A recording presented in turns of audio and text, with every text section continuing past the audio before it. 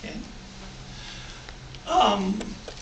We are going to present you with a couple of options. We came in with like 5 or 6 different organizational options initially from around the country that we thought were effective models. And we quickly narrowed a couple of those down to being not really appropriate for Fort Wayne for a variety of reasons. But we have 3 options that we think would be very workable here. And the first is kind of, to me, this is the simplest of all models.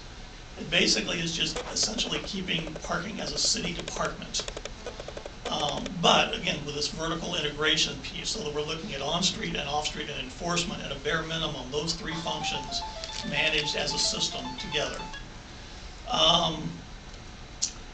We also think that it should be led by a department head that's highly qualified, and we think the better qualified candidate you get, the more benefit you're going to get. Ultimately, this person would report to somebody like the community development director, and ultimately to the mayor.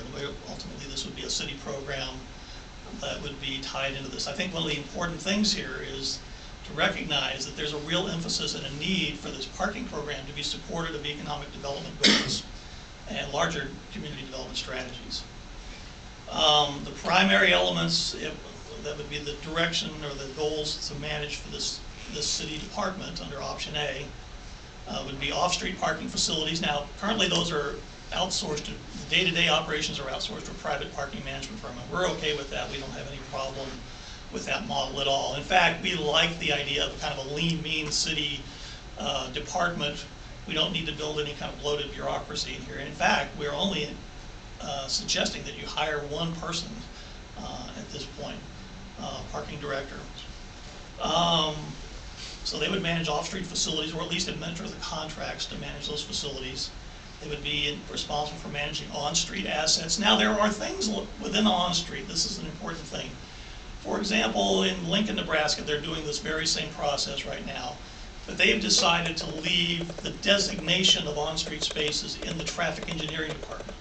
Because it's a safety issue. It just makes sense that traffic engineers would define where the spaces are, how close to the intersections the sight lines are, those kind of things. So it doesn't mean that this person has to have absolute control over every aspect of parking, but you put the responsibility where it makes the most sense.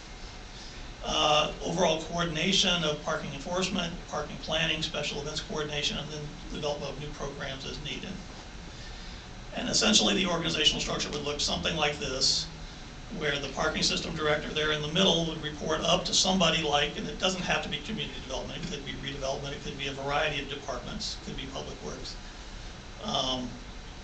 But ultimately it's within the city structure. Again, parking, off-street parking could still be managed through contracts.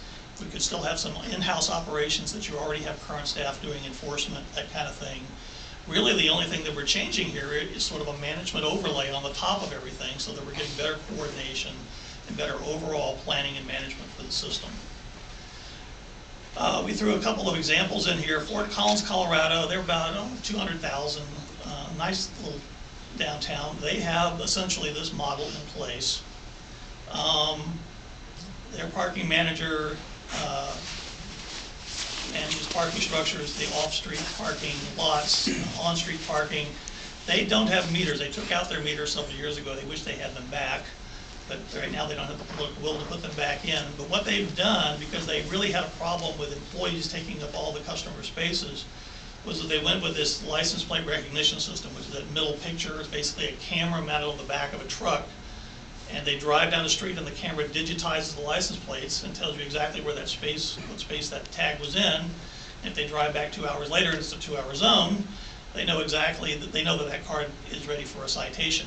There's lots of other benefits from a security and a police and public safety for having a system like this. It helps with Amber Alerts and a lot of other ancillary functions, but its primary function is to get a handle on parking enforcement. Again, what they're trying to do is free up those short-term, high-value short-term spaces for customers downtown for the benefit of the merchants, to try to help the merchants be more successful downtown. Rochester, Minnesota was a fascinating little town. It's probably only about 90,000, but it's got the Mayo Clinic, which brings in millions of patients every year right on the hip of downtown.